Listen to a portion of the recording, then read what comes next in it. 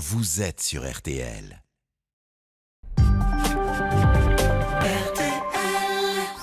22h minuit, parlons-nous. Cécilia Como sur RTL. Bonsoir, c'est Cécilia Como, très heureuse de vous retrouver ce soir. Nous avons évoqué hier avec Patrice, entre autres, la très répandue notion de lâcher prise qui fait florès dans toutes les publications de développement personnel. Mais bien qu'ultra répandue, cette notion n'en reste pas moins obscure pour beaucoup. Le lâcher prise n'est pas un concept médical, mais un état d'esprit qui se heurte aux défenses psychiques que nous érigeons pour soulager nos anxiétés, nos angoisses et parfois pour dissimuler une dépression latente.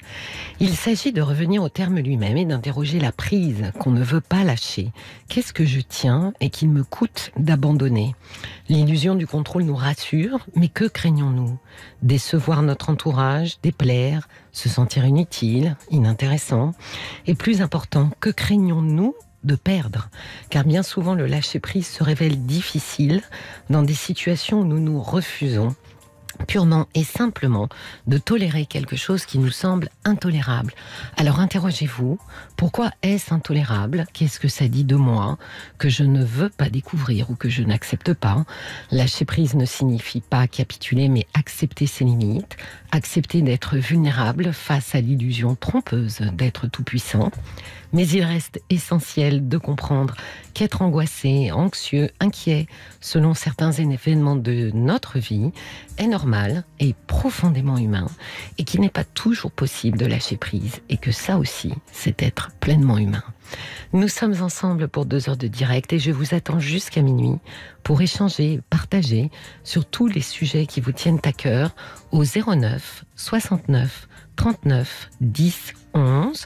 Paul et Théo vous accueillent et vous guident jusqu'à l'antenne. Oriane à la réalisation me fait signe que nous sommes prêts à vous accueillir. Alors nous n'attendons plus que vous au 09 69 39 10 11.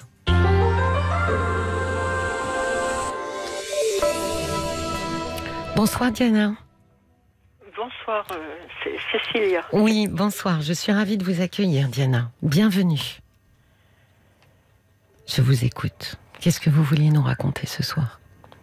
Ben voilà, j'ai eu des gros problèmes d'alcool. Oui.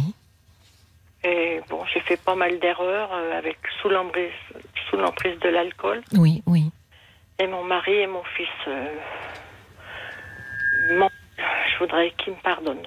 Ils vous en veulent ? Oui. Je m'en rends compte que depuis quelque temps, je revois mon passé. Et... Oui, oui. Vous avez bu pendant combien d'années, Diana ? Oh, des années, des années. En dizaines d'années ? Peut-être, je sais pas. Pardon, j'ai pas entendu. 15 ans, peut-être même plus. D'accord. Et alors, comment vous avez arrêté ? Par le biais d'associations. Oui. Donc vous vous êtes dit, qu'est-ce qui a été le déclic ? Il fallait que j'arrête. Vous le sentiez, c'est-à-dire que physiquement vous sentiez que là, vous mettiez en danger, que c'était... Oui. Oui. Oui. Donc finalement, vous avez fini par vous faire peur ? Oui. D'accord. Et depuis quand vous avez arrêté ? Il y a 3 ans. D'accord. Et alors, de quelle manière vous sentez depuis quelque temps que votre fils et votre mari vous en veulent ? Avec mon fils, c'est assez distant. Il me parle pas beaucoup. Il a quel âge, votre fils ? 30 ans. Il ne vit plus chez vous ? Non. D'accord. Donc, quand vous dites distance, ça veut dire qu'il vous appelle peu ? Non, oui, il m'appelle peu. Oui. Il est en contact, il est plus en contact avec son père ? Oui, beaucoup plus. D'accord. Donc, vous mesurez finalement... de cette manière, le fait qu'il garde un lien assez fort avec son père et en revanche, un lien plutôt distant avec vous. Oui. D'accord. Vous en avez parlé avec lui ? De comment il a vécu, justement, ces 15 années ? Je sais comme il l'a vécu. Hein. Quand je buvais, je ne me rendais pas compte, mais oui. Voilà. J'étais souvent absente, j'étais souvent à l'hôpital. Oui. Voilà, je me rendais même pas compte que lui, il en souffrait. Il avait besoin de moi, il avait besoin de sa mère. Et aujourd'hui, mais quand je dis vous en avez parlé, c'est que vous avez pu lui dire, écoute, c'est le moment maintenant quitte à dire des choses qui sont désagréables, mais de me dire finalement tout ce que tu as gardé et tout ce que tu as vécu à mes côtés. Vous n'avez pas osé ? Non. D'accord. Et votre mari, lui, comment il se comporte avec vous ?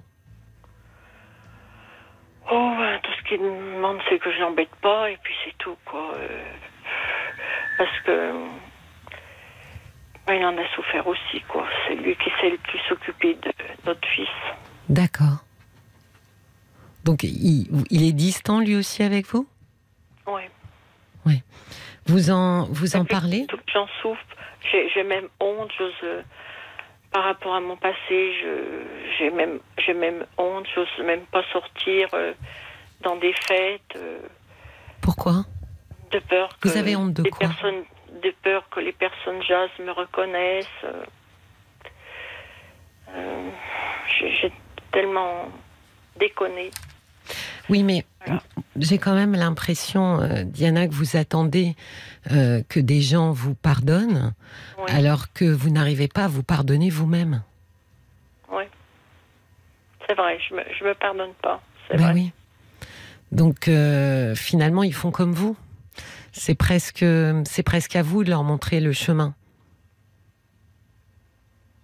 Et ensuite, ils choisiront. Mais c'est pour l'instant, c'est ce qui me semble le plus frappant, c'est que vous, pour l'instant, vous n'avez absolument pas, vous ne vous êtes pas pardonné ces années-là. Vous êtes avec nous, Diana ? Oui, oui. Quand vous avez arrêté l'alcool, vous avez fait une cure de sevrage, vous avez été hospitalisée ? J'ai fait une cure, oui, aussi, oui. Ouais. Qui a duré quoi ? 2 mois, 3 mois ? 5 semaines. 5 semaines ? D'accord. Donc vous êtes partie dans... Et il n'y a pas eu de post-cure ? Non. Non. Donc ça veut dire que vous avez été entourée par des soignants, par une équipe. Est-ce qu'ils vous ont expliqué finalement ce qu'était la maladie alcoolique ? Oui, bien sûr. Et surtout qu'il ne faut pas retoucher un verre d'alcool. Oui, mais aussi de vous expliquer que dans cette dépendance, finalement, vous n'avez absolument plus la liberté de vous abstenir de boire. C'est important quand même enfin, je ne sais pas comment ils l'ont fait et comment ça s'est déroulé, mais c'est très important de comprendre finalement, bien sûr qu'il y a une part de responsabilité qui est la vôtre, d'accord, mais il y a aussi une part que vous ne pouvez pas porter, parce que la maladie alcoolique est une maladie au sens premier du terme. C'est vraiment une maladie. Donc c'est un peu comme si vous vous sentiez responsable d'avoir une autre maladie plus physiologique. À un moment donné, vous voyez, ça perd son sens. Donc comprendre que une partie de nous, effectivement, a blessé des gens et les a fait souffrir, mais qu'une partie de nous était profondément malade et n'avait plus la liberté de s'abstenir de boire. Je pense que c'est important aussi que vous entendiez ça, Diana. Bien sûr. Parce que vous ne pouvez pas... Vous pouvez vous en vouloir des comportements qu'on a sous l'effet de l'alcool, mais c'est difficile de s'en vouloir d'être malade. Vous n'avez... Comment dire ? La culpabilité, de manière générale, elle fait ressortir l'idée qu'on est responsable, d'une manière ou d'une autre, de ce qui est en train de se produire. Et donc, évidemment qu'il y a une part de responsabilité dans nos choix et dans nos choix de vie, mais on a quand même une conscience abolie quand on boit. On n'est plus libre de pouvoir s'arrêter. Contrairement à ce qu'on imagine, la maladie alcoolique supprime cette liberté. Donc, il faut aussi que vous puissiez vous regarder comme quelqu'un qui a traversé l'enfer pendant 15 ans. Oui. Oui, oui. Ça me semble important parce que vous voyez, justement, c'était ma question, c'est que dans les... Comment dire? Alors, des fois, il y a des post-cures qui durent... alors moi, à l'époque, quand j'ai travaillé en post-cure, ça durait 6 mois et les cures duraient 3 mois. Donc, j'imagine que si les cures se sont raccourcies, les post-cures aussi. Mais c'était important, effectivement, de travailler sur la culpabilité.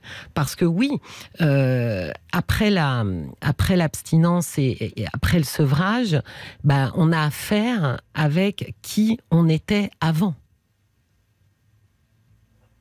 On se souvient. On doit gérer ça. On doit gérer ce qu'on a fait, on doit gérer ce qu'on a dit. Et c'est vrai que l'arrêt de l'alcool, c'est aussi un retour sur le moi alcoolique. Et c'est pas un passage forcément facile, Diana. C'est un passage où on a honte. C'est un passage où on est extrêmement gêné. On ne sait pas quoi dire. En fait, on est très démunis parce que ce moi alcoolique, c'est pas c'est pas un moi sur lequel on avait la main. Ce n'est pas un choix en pleine conscience et délibéré. Donc, on est obligé de s'excuser pour quelqu'un qu'on a été, mais qui était sous emprise. Donc, c'est très compliqué. Et je pense que s'il n'y a pas eu cette étape, vous avez été suivi, vous avez vu... Dans les associations, ils vous ont mis en lien avec des psychologues? J'ai vu une alcoologue. Oui. Donc vous discutiez ensemble. Ça a duré combien de temps? À peu près 3 quarts d'heure. Mais en la séance, mais vous avez eu combien de séances avec elle? Peut-être une fois par mois. Ah oui.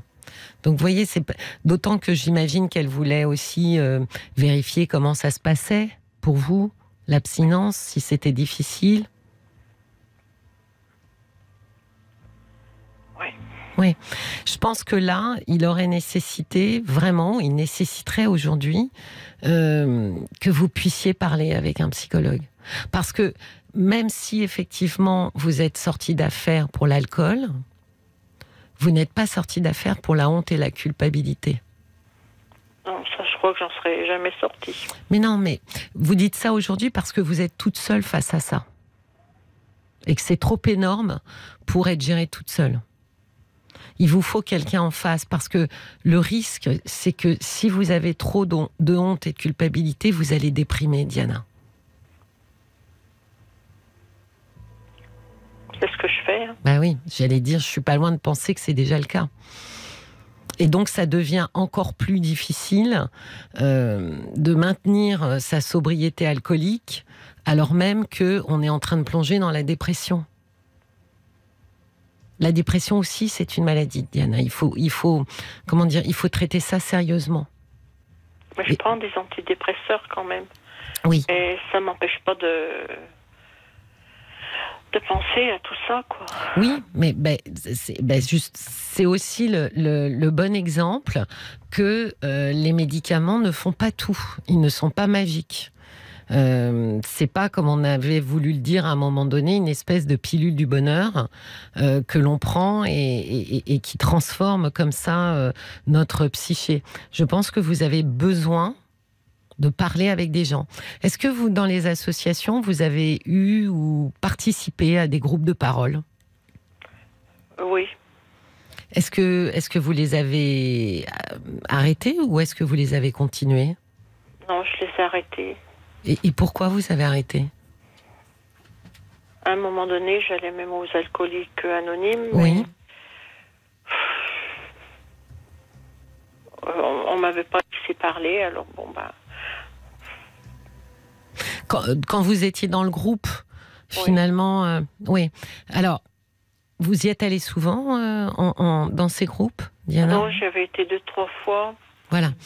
Donc, dans les groupes de parole, on n'est pas dans quelque chose de très interventionniste. On laisse un petit peu les gens aussi s'acclimater. C'est pas parce ils ne vous mettent pas à part, Diana. ils vous laissent vous acclimater, vous sentir suffisamment bien pour pouvoir prendre la parole avec eux.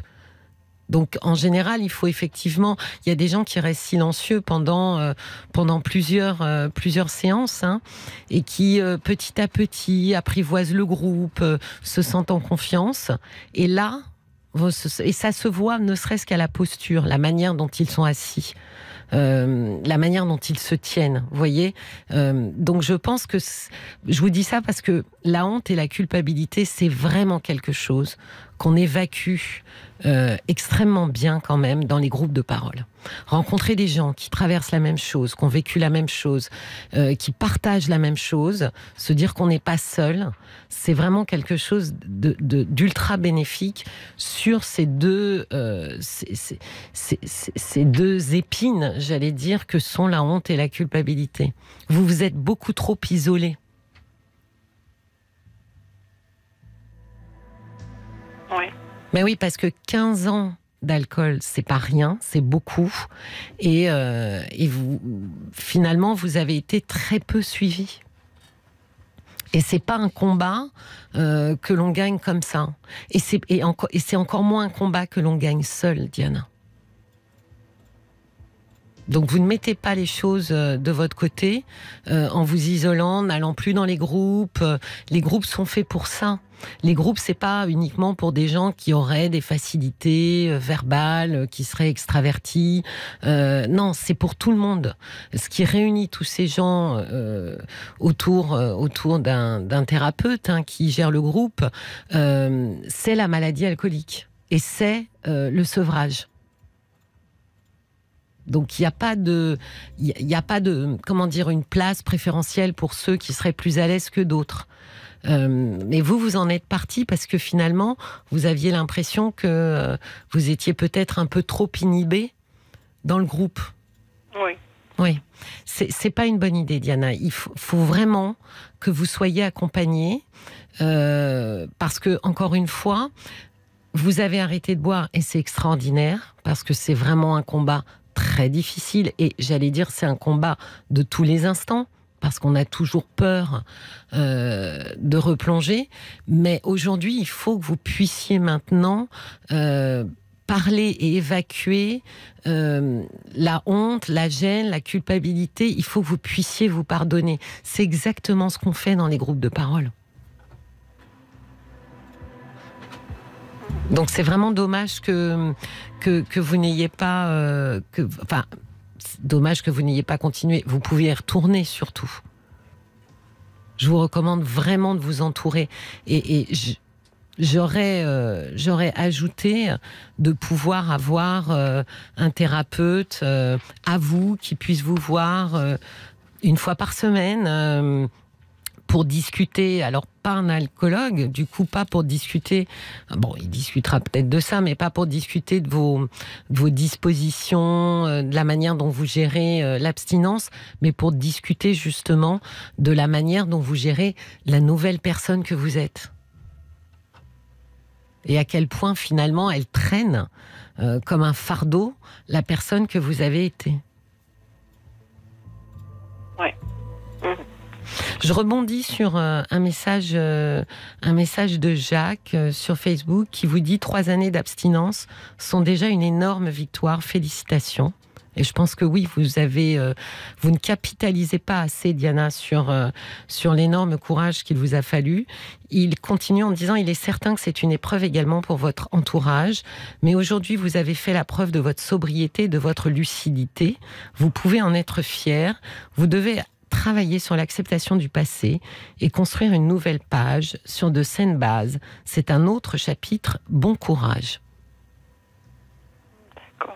Et je suis assez d'accord, effectivement, avec Jacques. Je pense qu'aujourd'hui, l'étape qui est la vôtre et qui vous attend, c'est effectivement, comme dit Jacques, de travailler sur l'acceptation de votre passé, de vous pardonner, finalement, la personne malade que vous avez été. Et vous verrez, parce que si vous vous pardonnez à vous, Diana, vous aurez beaucoup plus de facilité à aller demander pardon à votre fils. Parce qu'en même temps, vous savez, votre fils, pour l'instant, c'est compliqué de pardonner à quelqu'un qui ne vous demande pas pardon. Et je ne sais pas comment vous pourriez demander pardon à quelqu'un alors même que vous n'êtes pas capable de vous pardonner. C'est très difficile.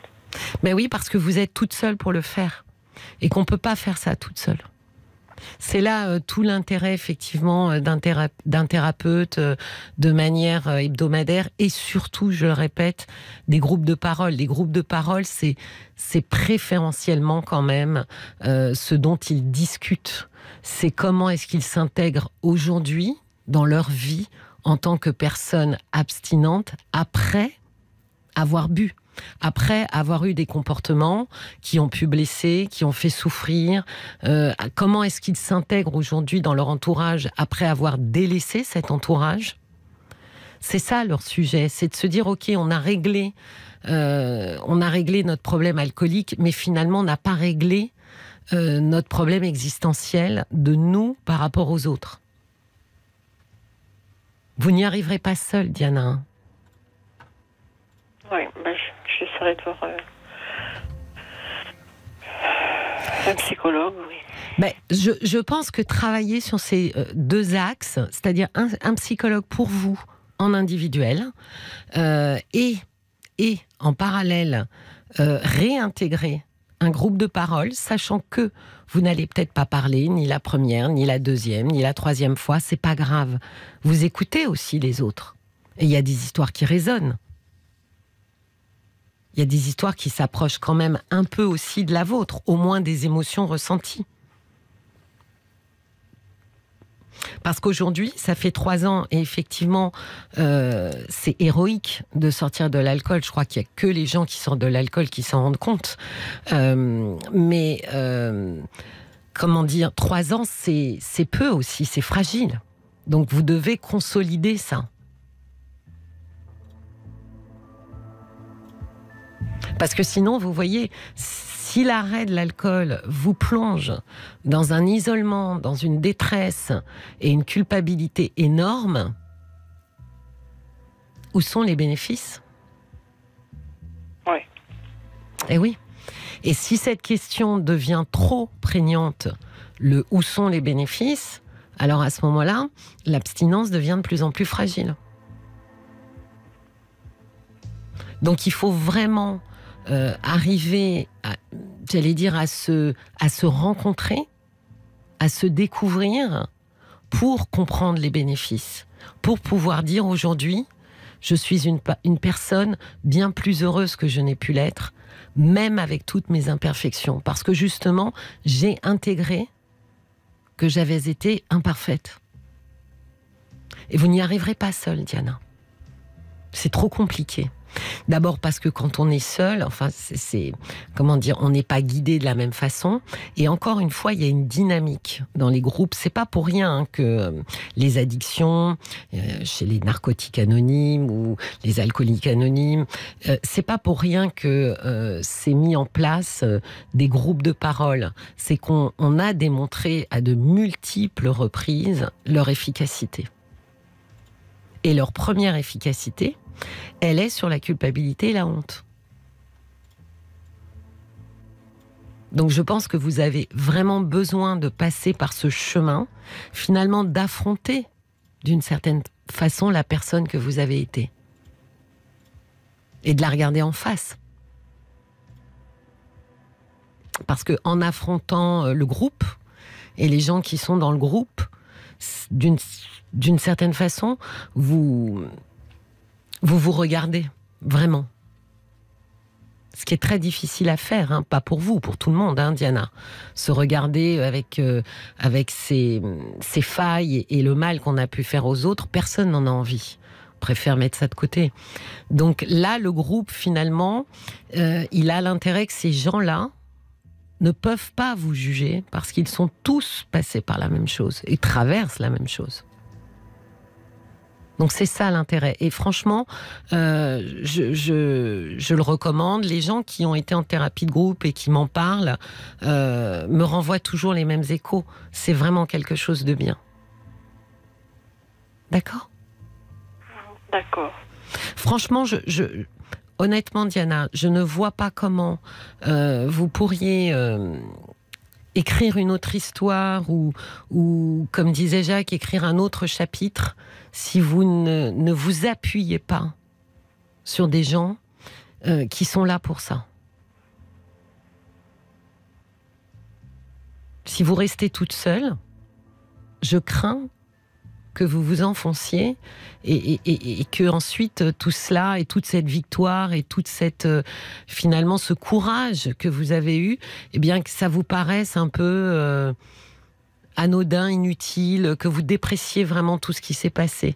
Je pense vraiment qu'il faut capitaliser sur le fait que le plus dur était de se soigner de cette maladie.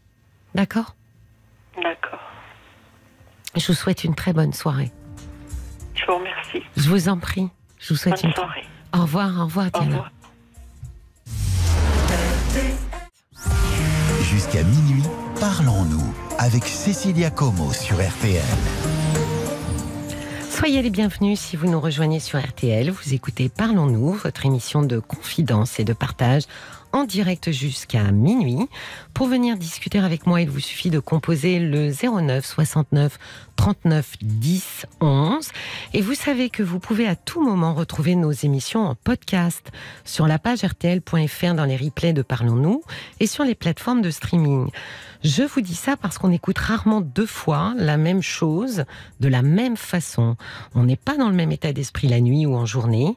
Et c'est toujours intéressant de pouvoir réécouter un conseil ou un éclairage, car on a de fortes chances de l'entendre autrement, qu'il résonne pour nous d'une autre manière.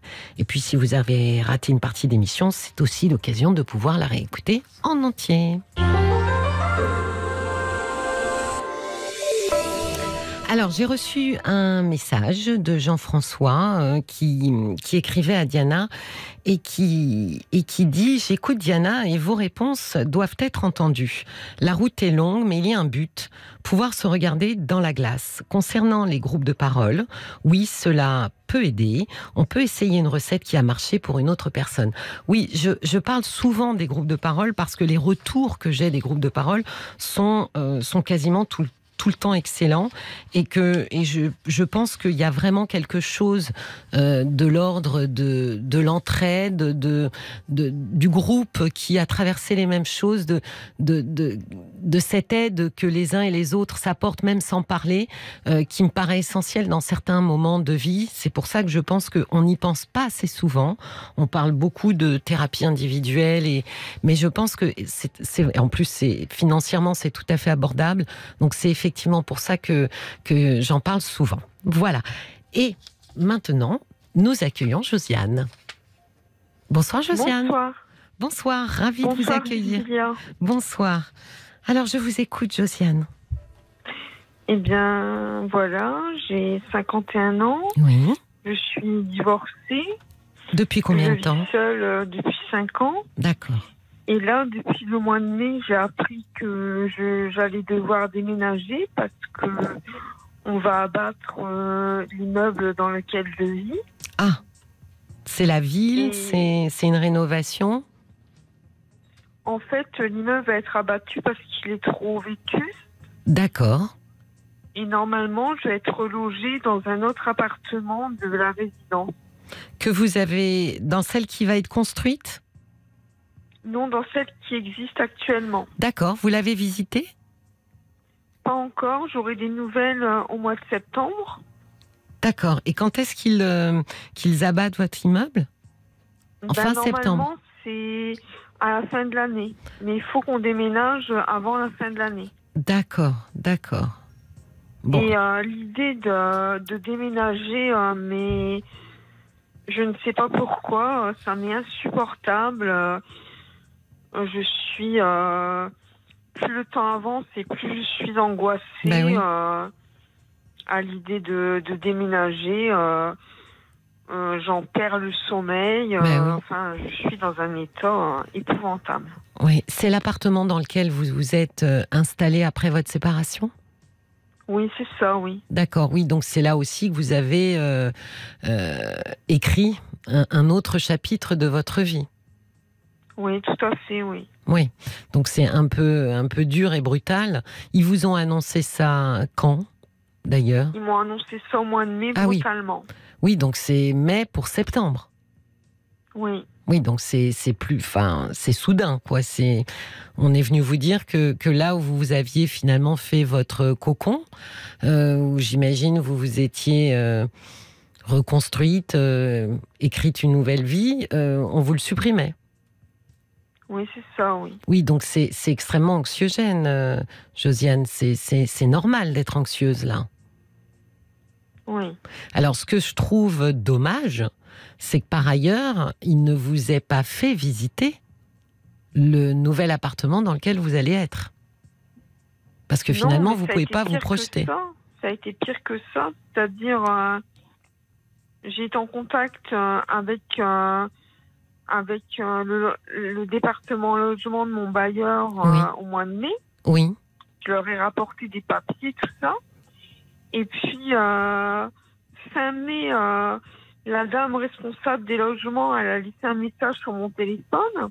oui, Et comme c'était un nouveau téléphone, je m'en suis pas rendu compte tout de suite. oui. Donc, quand je m'en suis rendu compte, j'ai pas arrêté de téléphoner pour qu'elle me rappelle. Et elle ne m'a jamais rappelé. D'accord. C'était en juin? Oui, elle était C'était pas... en juin, oui. Oui, Et j'ai discuté avec des voisins du quartier oui. qui sont comme moi, sans nouvelles. D'accord. Et qui seront eux aussi logés dans la nouvelle résidence? Oui, exactement, oui. D'accord. Donc vous allez retrouver finalement le même voisinage. C'est-à-dire que les voisins dont je vous parle, c'est pas vraiment des voisins, c'est des habitants du quartier. D'accord. Ce qui est positif dans ce déménagement, c'est que je vais avoir des voisins, parce que là, dans l'immeuble dans lequel je suis, il n'y a qu'une seule famille, je suis toute seule. Dans tout l'immeuble, vous êtes 2 appartements occupés? Dans l'entrée, il y a 3 entrées, et dans mon entrée, il n'y a que 2 familles, moi et une autre famille. D'accord. Oui, donc là, finalement, vous allez pouvoir vous sentir plus entouré. Oui, c'est ça, oui. Oui. Moi, ce que je pense qui est encore une fois, qui est vraiment dommageable, c'est que vous n'avez pas la possibilité de vous projeter, en fait, dans un nouveau lieu. Parce que Oui. vous ne le connaissez pas, ce lieu. Oui, c'est ça, oui. Et ça, c'est tout à fait normal que ce soit extrêmement difficile, anxiogène, que ça vous empêche de dormir. Parce qu'en fait, on vous projette d'une certaine manière dans l'inconnu. Et on vous demande, un peu manu militari, de vous défaire de quelque chose qui est connu pour aller vers l'inconnu. Alors ça, vous savez, nous les êtres humains, on n'aime pas du tout ça. Notre esprit est absolument pas préparé pour enjamber ce genre de choses facilement. Ça crée du stress et de l'anxiété.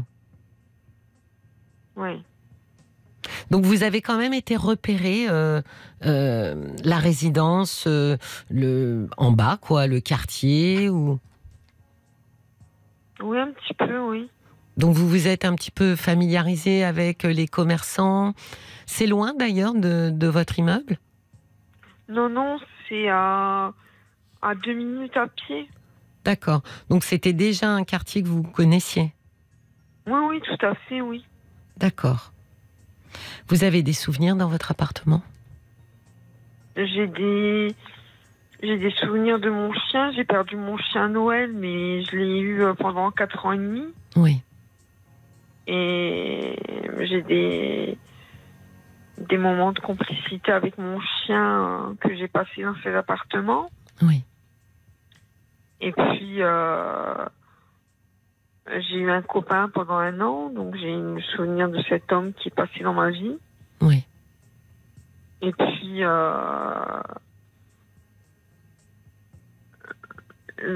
comme une sorte de cocon que je m'étais faite, quoi. Oui.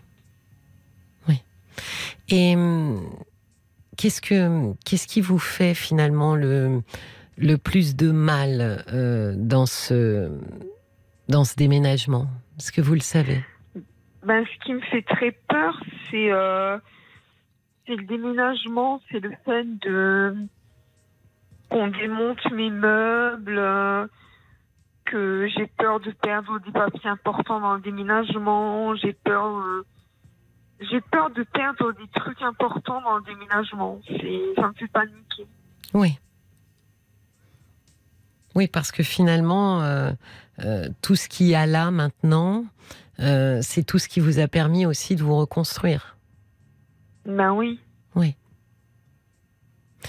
Et donc, j'ai peur de perdre un papier important dans le déménagement. J'ai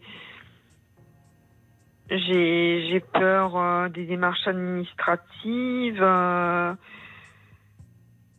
Et j'ai des idées noires. Hein. Par moments, je me dis, je vais me suicider, je vais être tranquille, je vais arrêter de souffrir. Hein. J'ai des idées noires. Oui, oui, parce que finalement, l'anxiété, le stress sont trop forts. Oui, c'est ça, oui. Mais Josiane, quand vous êtes arrivée dans cet appartement, justement, vous déménagiez d'un autre appartement. Oui. Comment ça s'était passé, votre déménagement? C'est vous qui aviez... Oh, ça s'était passé super bien, parce qu'à l'époque, mon ex-mari m'a déménagé avec mon cousin. Oui. Et c'est un déménagement qu'on a fait à 3 en 2 jours. Oui. Et mon ex-mari m'a aidé à repeindre l'appartement, il m'a aidé pour les rideaux, pour les compteurs... Pardon. Je vous en prie. Pour la Freebox, il m'a aidé pour tout. Et je me suis sentie épaulée, tandis que là, je me sens seule. Oui. Et alors là, est-ce que votre cousin n'est plus disponible? Votre ex-mari n'est plus disponible? Il fait une dépression nerveuse, il est en arrêt maladie, il est en plein burn-out. D'accord. Et mon ex-mari, je suis restée en bon terme avec lui. Oui. Mais il peut pas soulever du lourd parce qu'il a attrapé des problèmes au niveau des genoux. Oui. Et il est moins disponible. Et quand vous regardez finalement, si ça vous rassure que ce soit des gens que vous connaissez, quand vous regardez autour de vous, Josiane, est-ce qu'il y a des gens qui pourraient venir vous aider? Ben moi, j'ai pensé à demander à mon père de venir le jour du déménagement. Oui. Même si mon père, il a 72 ans. Hein, oui, oui. Mais il est en très bonne forme physique. Mais bon, il peut plus porter du lourd. Mais le fait qu'il soit là... oui, c'est ça, d'être épaulé à nouveau. Oui. Ça m'aiderait. Oui. Vous lui avez posé la question déjà? Non, pas encore, mais je pense que je vais lui poser la question. Oui, parce que là, je pense que vous avez besoin, finalement, d'être soutenu, épaulé, comme vous avez dit, et d'être... ça vous sécurise. Parce que vous allez quitter quelque chose de connu pour quelque chose d'inconnu. Et je pense que pour cette transition-là, vous avez effectivement besoin de quelqu'un que vous connaissez et avec qui vous êtes bien et en qui vous avez confiance pour vous sécuriser et pouvoir justement faire le lien entre le avant et le après. Donc je pense que c'est une excellente idée, effectivement, d'être accompagné de votre papa, même si effectivement il n'est pas là pour déménager, mais il est là pour vous soutenir. Après, j'ai passé une annonce il y a quelques semaines pour embaucher une femme de ménage. Oui. Et j'ai trouvé une perle, enfin une femme de ménage formidable, dynamique, très très gentille, oui. Super. Oui. Et je me suis dit, parce que mon père, il est maire de son village, donc par moment, il est occupé. Mm-hmm.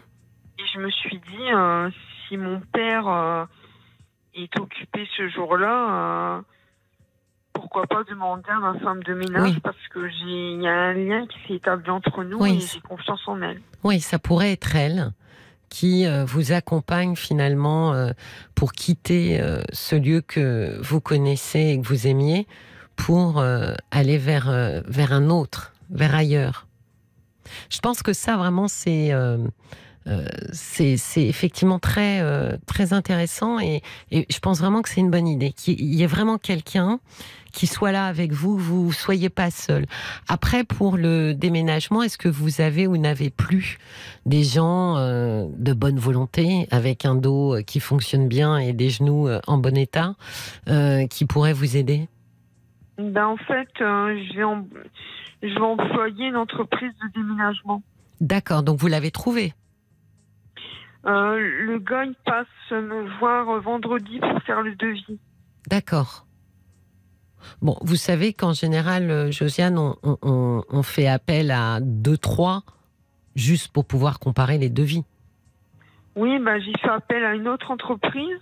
Oui. Mais ils m'ont dit qu'ils m'enverraient un devis par la poste, ils ne me l'ont pas envoyé. D'accord. Ils m'ont dit qu'ils me retéléphoneraient, ils ne m'ont pas retéléphoné. Oui. Et ils étaient passés voir votre appartement ? Non, ils n'étaient pas passés voir. Ils m'avaient donné... ils avaient effectué un questionnaire par téléphone. Ouais. Bon, c'est pas très très sérieux parce qu'effectivement, vous les avez relancés. C'est plutôt en général dans l'autre sens, quoi, que ça se passe. Donc, regardez avec l'entreprise, parce que je pense, Josiane, que vous allez avoir surtout besoin aussi d'avoir confiance. Que ça va beaucoup se jouer sur la relation que vous allez avoir avec la personne que vous avez en face de vous. Donc, regardez si, quand il va venir, le devis qu'il vous propose vous semble raisonnable. Et surtout, si vous vous dites, voilà, mes meubles et mes petites affaires j'ai confiance avec cette personne. Oui. Je pense que ça, c'est important. Alors après, pour tout ce qui vous pose problème sur abîmer finalement votre cocon, je pense que là, c'est pas inintéressant de dire à ce monsieur que vous êtes anxieuse, que vous tenez énormément à ce que vos meubles ne soient pas abîmés, et que s'ils sont démontés, qu'ils soient correctement remontés, que vous voudriez en fait retrouver quasiment à l'intact. Déplacer, en fait, si je comprends bien, vous voudriez déplacer votre cocon. Oui. Oui. Donc, je pense qu'il faut vraiment pouvoir être sincère et lui dire ça m'angoisse beaucoup. Donc, comment est-ce que vous fonctionnez ? Parce que, à mon avis, c'est pas la première fois qu'on lui dit ça, Josiane. Et donc, je pense qu'il peut vous expliquer comment ils font. Vous voyez ? Ah oui. Pour dire, voilà comment ça se passe. On a des gars qui savent faire ça, d'autres qui font ça. On enroule, on protège vos meubles avec tel et tel matériau, etc. Vraiment tout vous expliquer pour que vous puissiez visualiser ce qui va se passer. Parce que moi, je pense aussi... Parce que j'ai du mal à visualiser ce qui va se passer. Ouais, c'est pour ça. Et je pense que ça vous angoisse beaucoup parce que finalement, vous n'arrivez pas à vous projeter dans la façon dont ça va se dérouler. Alors que lui, c'est son métier. Ils font ça, j'allais dire, quasiment mécaniquement tout le temps. Donc, c'est son métier. Il peut vous l'expliquer parfaitement bien. Tellement bien que vous allez réussir à le visualiser. Oui. Donc je pense qu'il ne faut pas lui demander un peu de manière désintéressée ah oui, comment vous faites, mais lui dire vraiment j'ai à cœur que vous preniez grand soin de mes affaires. Donc j'aimerais vraiment beaucoup que vous puissiez m'expliquer comment ça se déroule. Oui. D'accord ? Et pour les papiers, là, vous allez vous y prendre à l'avance et vous allez vous faire une liste et vous allez acheter des petits cartons. Et vous allez mettre vos papiers dans des cartons et chaque carton, avec un gros feutre, vous allez marquer à quoi c'est dédié. Comme on fait dans le secrétariat, quoi, ou on faisait dans le secrétariat, parce que maintenant, il y a de moins en moins de papiers. Oui. Et vous y prendre à l'avance, Josiane. Comme ça, vous allez étaler toutes vos boîtes. Vous voyez ? Et au fur et à mesure, vous allez mettre dans vos boîtes. Donc, dans votre tête, vous allez aussi pouvoir vous dire, avec les boîtes devant moi, je ne peux rien oublier. Quand j'oublie, je prends et je mets dans la boîte où c'est destiné. Oui. Et ça, je pense encore une fois qu'il faut le faire en avance. Oui. Moi, j'avais pensé aussi... pour mes papiers importants, à les mettre dans un carton et à donner le carton à mon ex-mari pour qu'il le laisse dans son studio. Ah bah oui, mais vous pouvez effectivement, si vous voulez que ce soit très protégé, faire comme ça. Et vous voyez que de toute façon, ça nécessite que vous y preniez en avance. Oui, oui. Que ce soit presque la première chose que vous allez commencer à partir de maintenant. Oui, oui. Et là, je pense qu'effectivement, une fois que vous allez bien visualiser ces étapes, la vôtre avec le carton, les déménageurs, la manière dont ils fonctionnent, votre femme de ménage qui vient et qui est présente à vos côtés et qui saura vous distraire et vous donner le sourire, je pense que voilà, vous allez traverser ce moment un peu compliqué et difficile, bien entouré. Alors, vous savez qu'on a Marie, Paul, on a Marie en ligne. Voilà, on a Marie en ligne qui a vécu exactement la même situation que vous il y a 6-7 ans. Ah bon, dit Josiane, ben oui, vous n'êtes pas seule. Et qui a été relogée et qui voulait vous rassurer. Donc, oui, bonsoir Cécilia. Bonsoir Marie. C'est vraiment très très très gentil de nous avoir appelés et de pouvoir effectivement discuter un peu et rassurer Josiane. Racontez-nous Marie, comment ça s'est passé pour vous? Ben moi en fait c'était il y a 7 ans, donc aujourd'hui j'ai 58 ans. Ben, du coup j'avais le même âge que Mais oui, Josiane. Absolument. Bonsoir Josiane. Bonsoir. Et du coup, ma fille de 18 ans venait de quitter la maison. Donc, j'étais pas en très bonne forme. J'étais un peu déprimée, on va dire. Oui. Et donc, bon, j'ai pas eu le choix. J'ai dû quitter puisqu'ils allaient effectivement, comme Josiane, démolir l'immeuble. D'accord. Et donc, au niveau de mon relogement, j'avais posé un certain nombre de conditions, en particulier avoir un balcon, différentes autres conditions. Donc, on m'a proposé 3 appartements. J'en ai choisi un. Et après, donc, au niveau du déménagement, ce sur quoi je voulais rassurer Josiane, c'est que normalement, quand il y a un relogement comme ça, si c'est un bailleur social, c'est le bailleur social qui prend en charge le déménagement. Et au niveau financier, déjà, donc ça, c'était un poids en moins. D'accord. Et puis, bon, par contre, effectivement, il a fallu faire les cartons. Donc ça... j'en ai trouvé dans des magasins, oui, on les récupère récupéré petit à petit des cartons. Ça m'a permis de faire un tri. Oui. Et comme vous disiez auparavant, donc j'avais très très bien étiqueté chaque carton pour dire si ça allait à la cave, si ça allait dans le salon, la chambre, bon voilà. Oui. Et c'est une entreprise d'insertion qui a effectué le déménagement. Et franchement, moi, j'ai supervisé, donc j'ai passé la journée avec eux. Et ça s'est très, très bien passé. Il n'y a eu aucun souci. Alors, Josiane avait peur qu'on lui abîme. Elle disait démonter mes meubles, tout. Non. Voilà, tout ce chantier-là. Non, ils font attention. C'est, y a vraiment. Bon, après, moi, j'avais protégé certaines choses, emballé un peu plus précisément certaines choses auxquelles je tenais, mais vraiment, il n'y a pas eu de souci. Et puis, pour les démarches administratives, ce que je voulais dire aussi à Josiane, c'est que si c'est un bailleur social, normalement, il y a des assistants sociaux ou une assistante sociale qui s'occupe des gens qui ont un peu des difficultés et on peut faire appel à cette personne pour faciliter certaines démarches, certains papiers, etc. Moi, c'est ce que j'avais fait. Et ils vous en ont... Merci Marie, mais bougez pas. Mais Josiane, ils vous en ont parlé, ça, de ce que nous raconte Marie? Ils vous ont proposé tout ça? Non. Mais il faudrait... C'est un bailleur social ou pas? Oui, c'est un bailleur social, oui. Je pense qu'il faudrait vous renseigner, demander à rencontrer l'assistante sociale. Et puis, de toute façon, normalement, vous n'avez pas à payer le déménagement, puisque c'est eux qui veulent démolir l'immeuble. Vous voyez? Ben oui. Donc, c'est de leur fait à eux. Donc, c'est pas à vous d'avancer les frais du déménagement. Ah oui, Josiane, ils ne vous l'ont pas dit non plus, ça. Non, ils m'ont rien dit de tout ça, non. D'accord. Faut prendre contact avec votre bailleur social, demander qu'ils vous mettent en contact avec leur assistant social ou assistante, je sais pas, et à ce moment-là discuter de toutes ces choses, voir pour l'entreprise de déménagement quelle entreprise il propose, est-ce qu'il propose de prendre en charge à un certain montant, etc.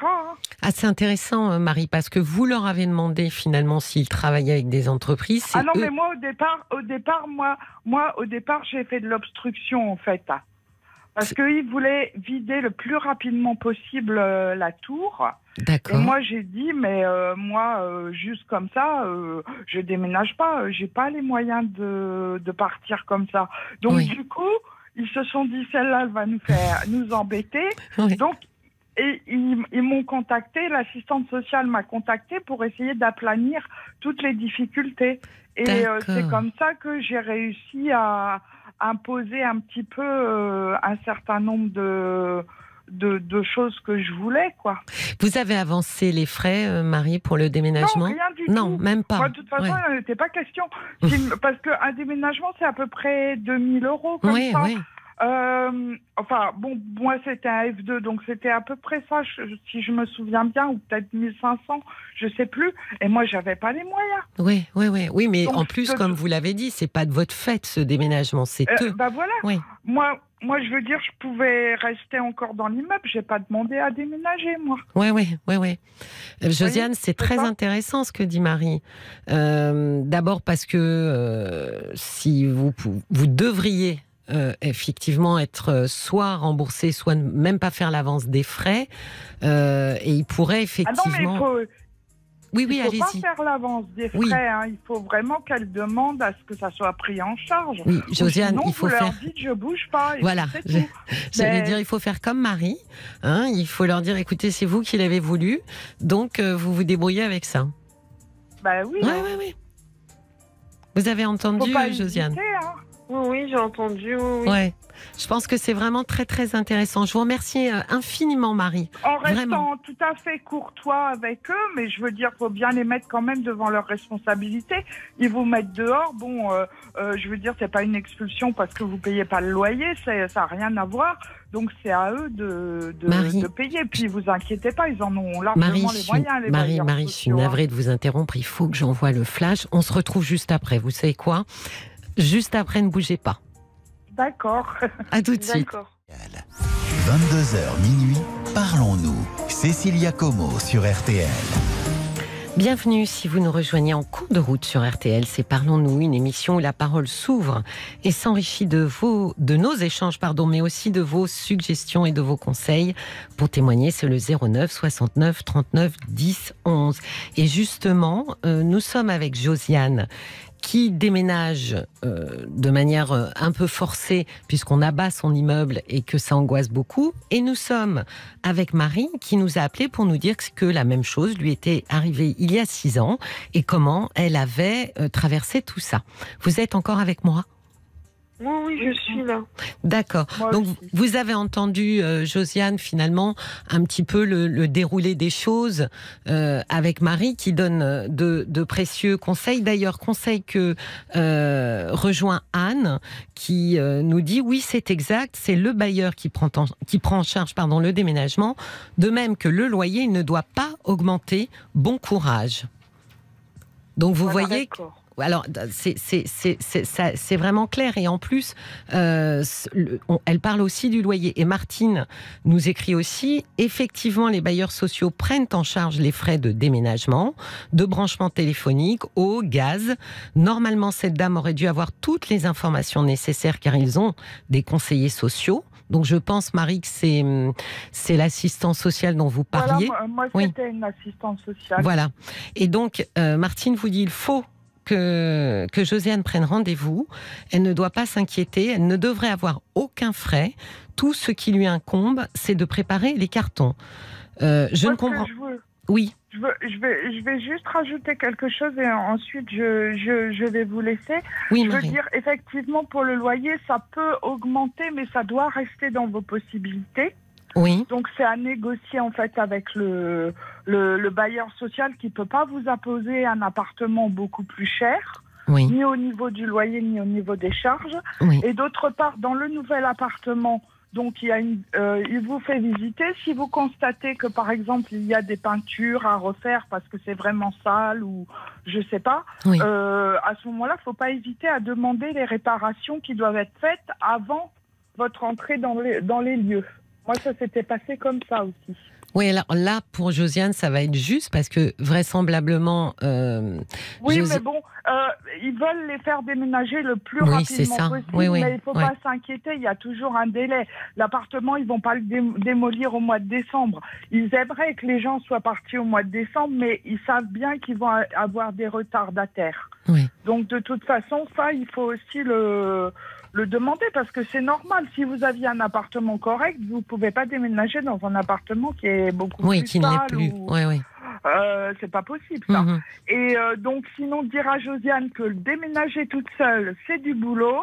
Mais bon, on y arrive. Et puis, changer d'environnement, refaire de la décoration, etc. Bon, ben, finalement, c'est quand même sympa, quoi. D'accord, c'est très Voilà. gentil Marie, vraiment. Vous avez entendu Josiane, vous voyez, elle a vécu exactement les mêmes choses. Je pense qu'il est essentiel que vous puissiez avoir ce rendez-vous avec ce conseiller ou cette assistance sociale pour que soit bien indiqué effectivement que ce n'est pas à vous de payer ce déménagement. Peut-être qu'ils vous donneront une compagnie avec laquelle ils travaillent, mais que et que effectivement peut-être pouvoir un peu plus insister pour visiter l'endroit dans lequel vous allez vous installer. Ah ben oui, ça c'est obligatoire. Ils peuvent pas vous attribuer un logement comme ça sans que vous l'ayez vu avant. Bah oui, mais c'est un peu ce qui s'est passé. Ça se fait pas, quoi. Je veux dire, c'est obligatoire, ça. Il faut que le quartier vous convienne. Si le quartier vous convient pas, vous pouvez dire non, proposez-moi autre chose. Oui. Moi, j'avais mis une condition par rapport... Moi, j'ai pas de voiture. Donc, il y avait un Lidl à côté de chez moi et j'allais faire mes courses là-bas à pied. Donc, moi, il n'était pas question que le logement il soit à plus de 30 minutes à pied d'un magasin hard discount, vous voyez ? Oui. Donc ça, pour moi, c'était une condition, par exemple. Et si jamais ça va pas avec eux, faut pas hésiter à aller voir une assistante sociale de secteur. Oui. Et pour lui parler du problème, lui dire que vous avez un souci avec le bailleur. Et elle pourra vous aider, servir d'interface entre les deux si votre bailleur ne veut pas vous écouter, par exemple. Parce qu'ils sont pas tous conciliants. Oui. Hein. Vous voyez, Josiane, ce qui est, en écoutant Marie, finalement, je me dis que vous êtes en position de force, mais vous ne le savez pas. Ben oui, je m'en rends compte. Mais oui, moi aussi, en écoutant Marie, je me suis dit, mais en fait, en réalité, vous êtes vraiment en position de force. C'est pas comme ça que vous l'avez vécu et ressenti, avec cette idée de ils me mettent dehors et je suis comme une espèce de ballot de chiffon. Ils me lancent, ils me mettent dans la rue. Mais en fait, en écoutant Marie, on se rend bien compte que non. Alors évidemment, ils sont pas venus vous le dire, hein, mais c'est pour ça que c'est toujours tellement enrichissant de partager. C'est que finalement, vous êtes en position de force. Donc, je pense que là, il est intéressant, effectivement, de taper un peu du poing sur la table pour leur dire, vous en êtes où, vous, qui voulez que je parte ? Parce que moi, pour l'instant, il n'y a rien qui est fait, quoi. Vous voyez ? Voilà. Vous vous précipitez pas, vous commencez gentiment à trouver des cartons, mais c'est pas la peine de vous précipiter. C'est à eux de faire les démarches et que tout soit fait pour que vous soyez le mieux possible. Vous n'avez aucune raison d'admettre des choses qui vous conviennent pas, puisque c'est eux qui veulent vous faire partir. C'est vraiment... Merci infiniment, hein, Marie. C'est vraiment très éclairant ce que vous dites. Rendre service, je suis contante. Donc, je dis bon courage à Josiane. Et puis vous, Cécilia, je vous félicite vraiment pour votre écoute, vos émissions. C'est franchement formidable. Merci, ça me touche beaucoup, Marie. Vraiment. Merci, passez une très bonne soirée et encore merci d'être intervenue. À vous aussi, au revoir. Merci. Oui, donc Josiane, vous voyez, je pense que là, ça permet quand même de voir les choses autrement. Oui, ça permet de voir les choses autrement, c'est sûr. Puis j'étais en train de penser, vous savez, que l'anxiété en général fait quand même son lit sur le fait qu'on subit quelque chose. Vous savez, plus on subit quelque chose et plus on perd pied. Et là, avec le témoignage de Marie, ce que je trouve intéressant, c'est qu'elle retourne un peu la situation pour vous dire, Josiane, vous n'êtes pas obligée de subir.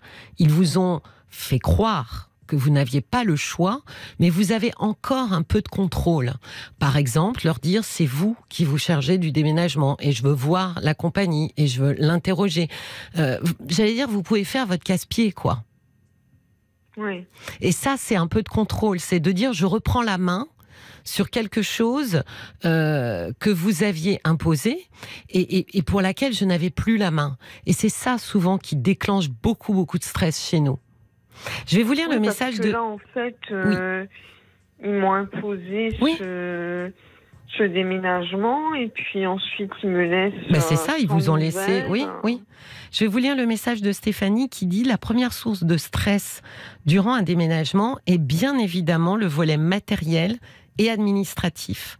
Sollicitez vite une visite de votre futur nouvel appartement. Ça, je pense vraiment que là, faut vraiment que vous fassiez votre casse-pied, Josiane. On peut pas vous demander d'être dehors alors que vous ne savez même pas à quoi ressemble là où ils vous relogent. Eux ont obligation, j'ai envie de dire, d'être un peu aux petits soins pour vous. Et là, ils le sont pas du tout. Et je pense que comme vous n'avez pas, vous n'êtes pas venu les embêter, ça leur allait très bien. Et Stéphanie poursuit en disant: établissez dès maintenant. Alors elle met entre guillemets une to-do list. Vous savez, ces listes qu'on fait, les choses à faire. Donc on y pense au fur et à mesure de la journée, on se dit, ah tiens, il faut que je rajoute ça dans ma liste, et puis ça, donc épinglez-la ou collez-la sur le réfrigérateur, ou avoir ça dans votre téléphone, de se dire, et elle met une to-do list de toutes les démarches à suivre. Donc il faut que j'appelle un tel, il faut que je recontacte un tel, tiens, l'assistant social, il devait me rappeler, il m'a pas rappelé. Hop, je le rappelle, je lui casse les pieds. En général, quand on casse les pieds, Josiane, on arrive à nos fins parce que les gens, ça les fatigue prodigieusement. Donc, pour se débarrasser de nous, finalement, ils obtempèrent. Et elle continue en disant: votre bailleur, dans le cadre de la réhabilitation, doit être partie prenante, soutien, dont vous avez énormément besoin. Et parfois, elle dit, et ça je trouve ça très juste, il faut accepter de laisser certaines choses derrière soi pour aborder une nouvelle étape de sa vie, peut-être bénéfique. Et je pense qu'effectivement, c'est le plus difficile, hein, encore une fois, c'est de s'ouvrir vers l'inconnu. Mais là, vous aviez bien vu les choses quand même, Josiane. C'est de ne pas vous ouvrir vers l'inconnu toute seule. C'est de vous entourer. Mais au-delà d'être entouré de gens avec qui vous êtes bien, en qui vous avez confiance, je pense que là, il faut ramener votre bailleur à ses obligations. Oui. Et quand vous serez en face du déménageur, il faut lui dire avec sincérité: je suis très anxieuse de la manière dont vous allez gérer, transporter, reposer mes meubles. Je tiens à mes meubles, c'est important pour moi, donc j'aimerais savoir comment vous allez faire. Alors en général, ils vous expliquent, hein. Josiane, ils vous disent, on a 3 gars qui viennent, on emballe avec ça et on met des couvertures ou pas. Enfin, ils expliquent, ils donnent beaucoup de détails et ça va vous permettre de visualiser. Et je pense que votre première étape, c'est le conseiller social et c'est vraiment de les enquiquiner pour avoir une visite dans l'appartement. Il faut que vous puissiez vous projeter. D'accord ? D'accord. Bon, je vous souhaite bon courage et puis, vous savez quoi ? Rappelez-nous, Josiane, quand vous aurez déménagé. D'accord ? Il n'y a pas de problème, je vous rappellerai. Voilà, alors ça sera l'excellente Caroline Dublanche, mais venez raconter, et je suis sûre que Marie écoutera, venez nous raconter comment ça s'est passé et comment vous vous êtes installés. D'accord ? D'accord, ok, j'y manquerai pas. Merci, je vous souhaite une très belle soirée. Une très belle soirée à vous et merci pour votre écoute. Je vous en prie. Au revoir Josiane, à bientôt. Au revoir. Au revoir. Jusqu'à minuit, parlons-nous avec Cécilia Como sur RTL.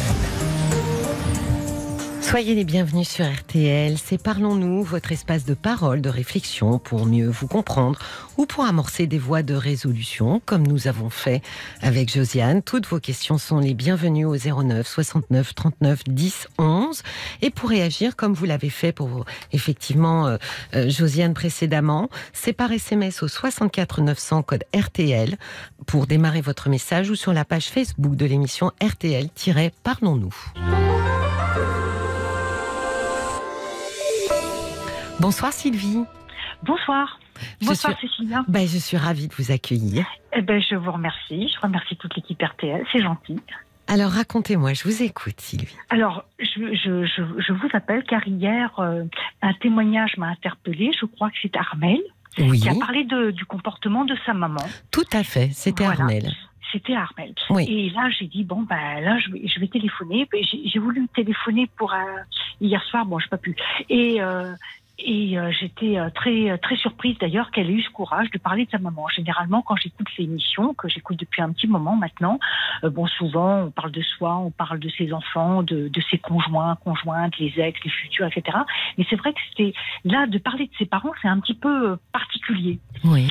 Et puis nous, avec mes frères et sœurs et ma sœur, donc nous sommes 4.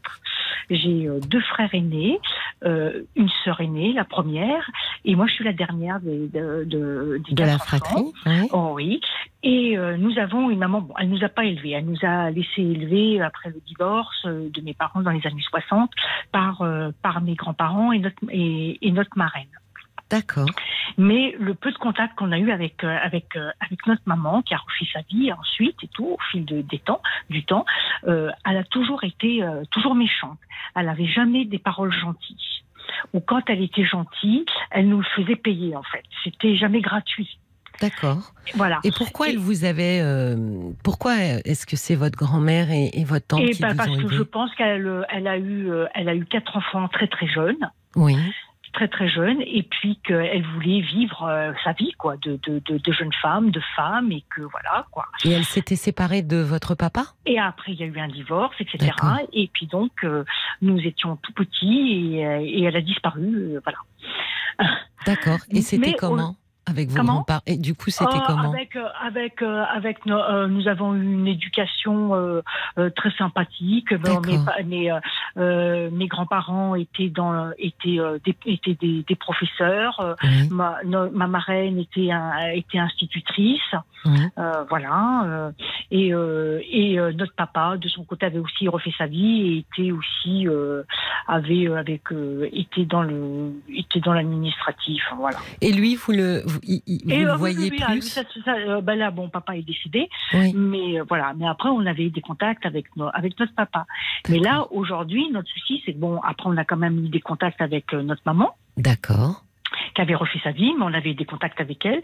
Et on s'est rendu compte qu'au fil du temps, dès qu'on était avec elle, ou par téléphone, etc., elle était toute gentille et tout. Et dès qu'on l'approchait, ça se passait bien. Et dès qu'on avait le dos tourné, elle téléphonait à droite, à gauche, en nous critiquant notre vie, critiquant ce qu'on avait dit.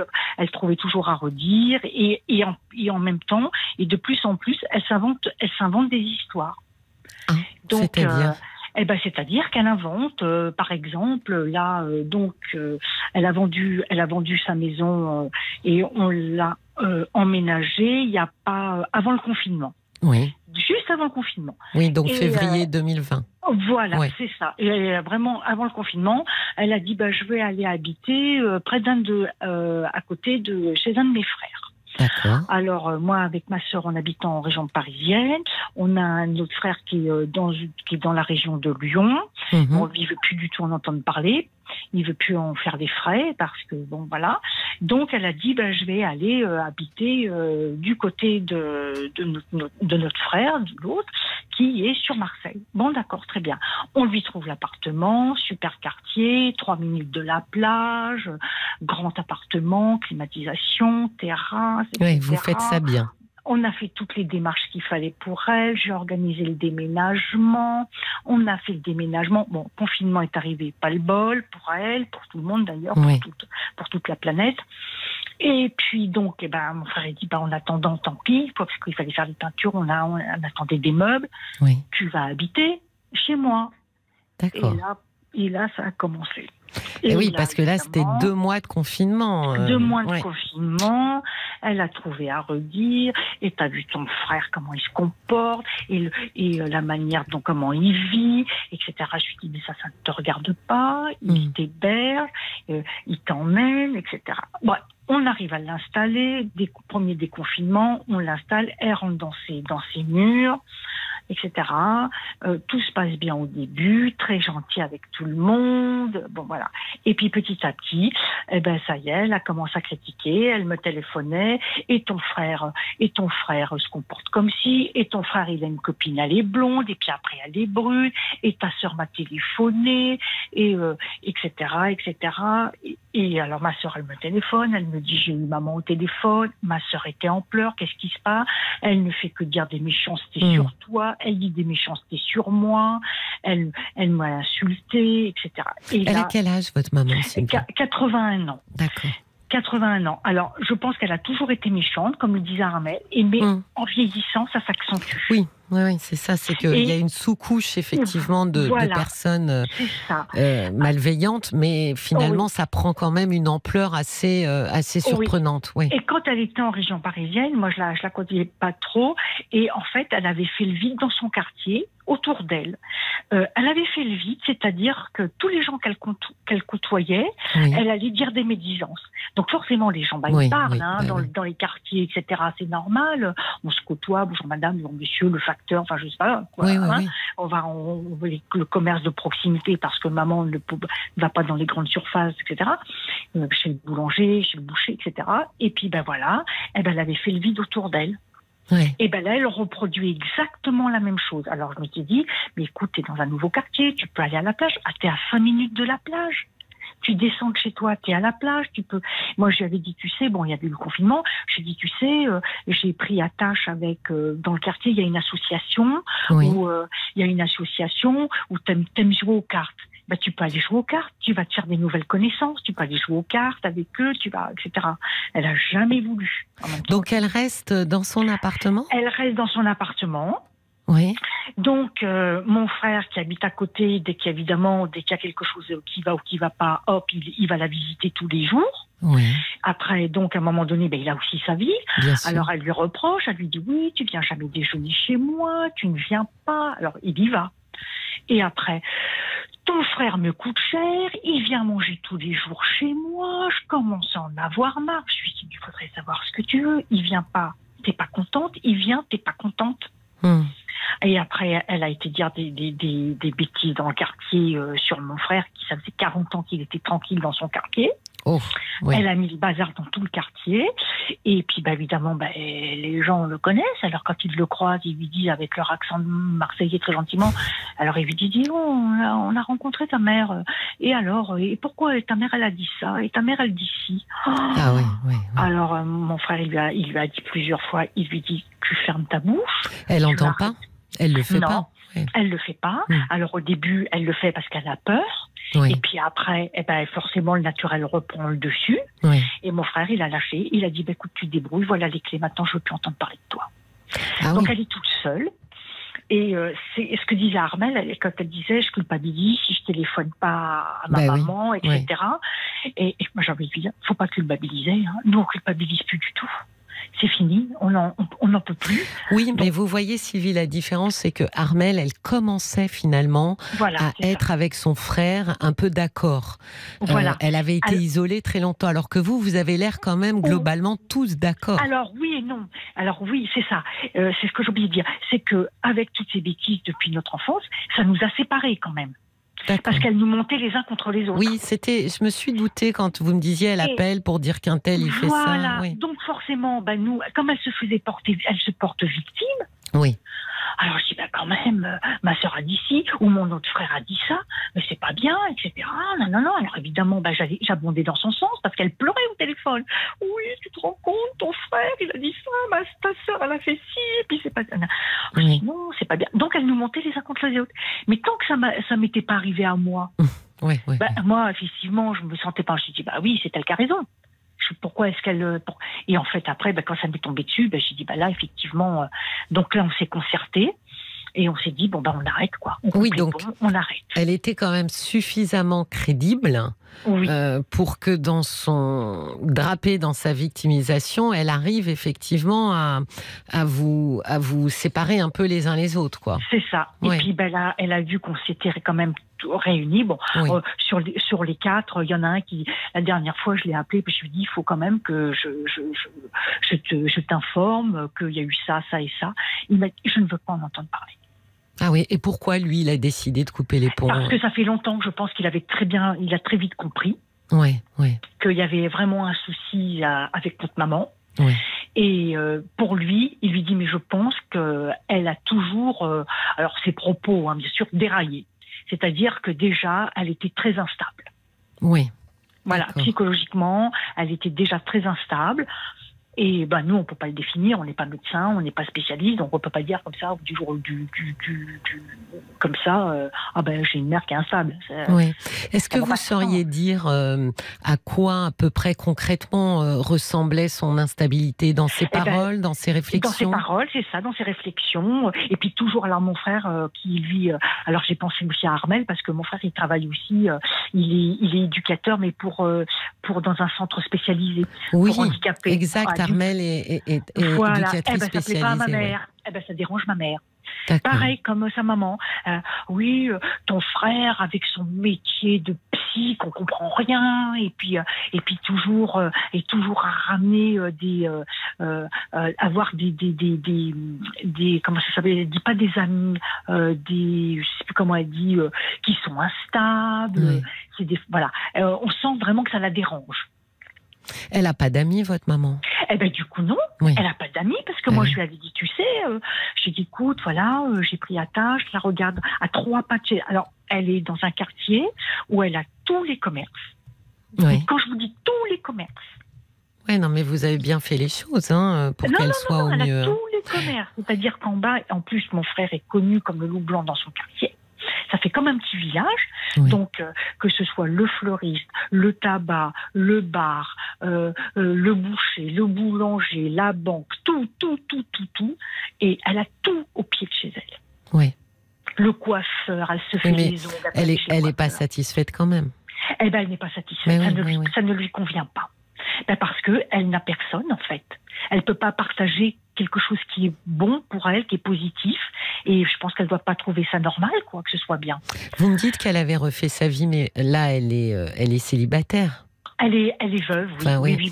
Donc, et depuis combien de temps elle n'est plus en relation sentimentale avec un homme? Ça fait longtemps? Ça va faire au moins 20 ans. Ah oui, oui. Voilà. Et moi, j'avais trouvé très courageux quand elle a quitté donc sa grande maison dans banlieue parisienne. Et quand on a fait le déménagement, elle est repartie avec 0 meuble. C'est-à-dire qu'elle a tout laissé. Oui. Elle est partie qu'avec ses affaires personnelles. Elle ne voulait pas prendre ses meubles? Comment? Elle ne voulait pas emmener ses meubles? Absolument pas, parce que ce n'est pas elle qui les avait choisis, ça ne lui convenait pas. C'était son ex-mari, son deuxième mari dont elle est veuve. Et ça ne lui convenait absolument pas. Tout ce qui était dans cette maison, ce n'était pas elle qui les avait choisis, ce n'est pas elle qui l'avait payé, ce n'est pas elle donc ça ne lui convenait absolument pas. Et je pense qu'elle ne voulait pas repartir avec des souvenirs qui étaient pour elle du mal-être.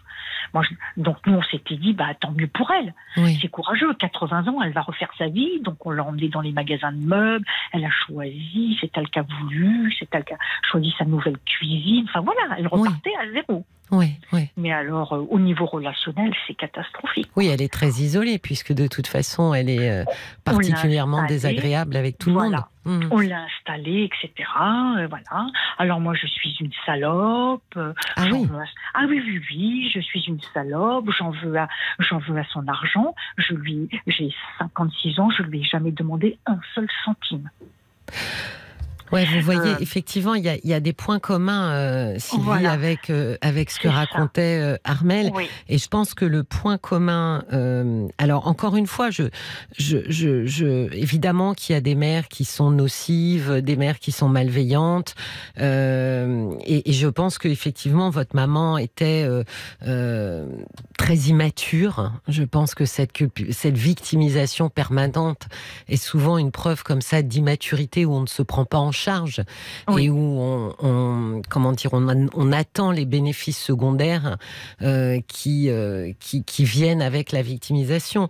Ça, c'est une chose. Mais là, vous voyez, c'est toujours ça qui est intéressant, c'est quand de manière assez aiguë viennent des insultes et des choses qui sont fausses, mais qu'elle pense vraies. Voilà, c'est ça. Et j'en ai discuté avec un ami encore ce soir, parce qu'elle a dit quelque chose sur mon frère qui lui a fait ses courses, qui avait dit sur elle, qui lui a dit voilà, je vais te présenter des amis, je vais te présenter dans le quartier, etc. Alors donc on lui a présenté aussi une femme de ménage. Oui. Parce que ma maman a toujours eu une femme de ménage. Oui. Bien soit. Donc il lui présente une femme de ménage, etc. Très très bien. Au début, ça se passe bien. Et puis j'ai commencé à voir plusieurs fois quand je suis allée chez maman que elle commençait un petit peu à être trop intime avec cette femme de ménage. Oui. Alors moi, j'ai dit, écoute, elle est bien gentille, mais donc etc. Elle fait ce qu'il y a à faire. Maintenant, on lui offre un café. Vous voulez boire un café, vous avez besoin, voilà, etc. Il faut être convivial, etc. Mais je lui dis, maman, il ne s'agit pas de copiner quand même avec ta femme de ménage. Oui, ça vous a intrigué. Vous avez dit, il y a quelque chose d'étrange. Ça y est, elle commence à l'acheter. D'accord. Elle commence à acheter sa présence. Oui. Et je lui dis, maman, c'est pas bien, tu vas pas commencer à copiner, parce que c'est ta femme de ménage, c'est une employée. Maintenant que tu lui offres le café, elle a soif, elle veut boire un verre d'eau, etc. Enfin bon, voilà, faut pas exagérer non plus. Non, mais ça montre aussi, Sylvie, que votre maman étant très très seule et très isolée, c'est peut-être aussi finalement avoir une compagnie qui ne va pas la contredire. C'est exactement. Oui. Alors après, mon frère, j'en parle à mon frère. Et mon frère dit, écoute, si elle a besoin d'une femme de compagnie, oui. Et puis qu'elle a besoin de discuter, etc., qu'est-ce qui te dérange? Alors moi, j'ai dit, bon, d'accord. Et mon frère ne voyait pas le danger arriver. Je lui ai dit, tu sais, je connais maman, je sais comment elle a fait quand elle était en région parisienne, ça va mal se terminer. Ma sœur lui dit la même chose, fais attention, tu vas voir. Et nous, comme on est loin, on peut pas, enfin pas contrôler, mais on peut pas piloter à distance. Oui. Donc on prévient notre frère, et mon frère qui est tout gentil, mais non, t'inquiète pas, machin, là. Bon, très bien. Ah ben patatrac, elle a renvoyé la femme de ménage là il y a 8 jours, en prétextant que mon frère couchait avec la femme de ménage chez lui. D'accord. Chez elle. Oui, donc là, vous voyez, Sylvie, effectivement, je pense que, encore une fois, moi, je pose pas de diagnostic, je ne suis pas médecin, donc je me permettrai pas. Mais c'est toujours très intéressant de noter des choses qui, un peu comme sur un ECG, vous voyez, ces pics qui montent. Là, il y a quelque chose dans les insultes et dans cette réalité complètement personnelle qui est tout à fait irréelle, justement, mais dans laquelle elle est enfermée. Comme je disais, elle est intimement persuadée de ce qu'elle dit. Elle est persuadée. C'est ce qu'on a dit ce soir avec un ami, c'est ce qui me fait aussi appeler. Je lui ai dit parce que je pense qu'elle le croit vraiment. Oui. Alors, est-ce qu'elle se raconte une histoire ? Est-ce qu'elle se raconte un film? On ne sait pas. Et donc, cette femme de ménage qui est absolument adorable, elle nous a dit, mais si vous saviez ce que votre maman a dit sur vous, sur ses propres enfants. Elle a des petits-enfants, donc ses petits-enfants, donc mes neveux et nièces de mon frère. Depuis qu'elle est là, elle ne les a jamais invités. Oui. Elle ne les a jamais invités, mais par contre, elle se permet de dire des choses qui sont fausses sur eux. Elle de leur vie alors qu'elle ne les connaît pas. Oui, mais vous voyez d'ailleurs ce que dit cette dame de ménage en disant finalement elle-même est tombée un peu de sa chaise en entendant ce que votre mère pouvait dire. Je pense à nouveau, ça me fait énormément penser, ce genre de comportement aigu et surtout cet enfermement dans une espèce de délire en fait, parce que votre frère et cette dame de ménage, c'est assez délirant en fait. Oui, c'est ça. Et donc ça peut quand même faire beaucoup penser à une dégénérescence neurologique.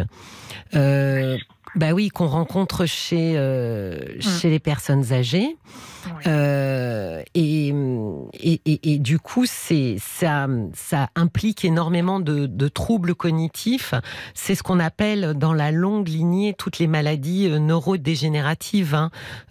Alors, il y en a plusieurs, évidemment. Il n'y a pas que Alzheimer, c'est pour ça qu'on pense toujours à ça. Mais en réalité, il y en a d'autres. Mais là, j'ai vraiment l'impression que ça serait quand même intéressant, d'abord parce que je pense que avant de voir une femme extrêmement méchante, vous verriez aussi une femme malade si on posait un diagnostic. Nous, c'est ce qu'on a dit. Elle a toujours été comme ça. Donc, oui, mais par définition, voilà, c'est ça le piège. Elle a toujours été méchante. Oui. Parce que, et là, on voit que ça s'accentue, quoi. Sylvie, le piège, il est là. C'est que sur les gens qui n'ont jamais été sympas, c'est moins flagrant. Évidemment. Oui.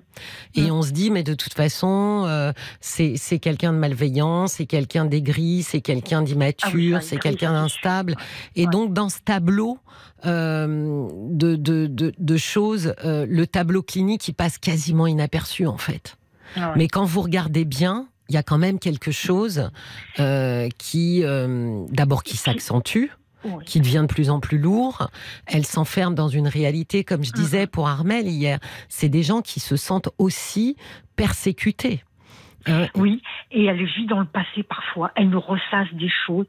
Oui, mais moi quand j'étais jeune, votre grand-mère, elle a été comme ça avec moi. Oui. J'ai dit, mais c'est fini, tout ça, c'est fini. Oui, mais alors là, Sylvie, les gens qui vivent, les personnes âgées qui vivent énormément dans le passé, c'est souvent aussi un signe de grand isolement.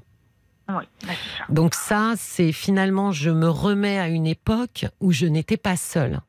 Même si c'était pas une époque formidable, mais je n'étais pas seule. J'étais entourée. J'avais mes parents, mes grands-parents, mes frères, mes sœurs, mes cousins, mes amis. Vous voyez, je me replonge à un moment de ma vie où j'étais beaucoup moins isolée.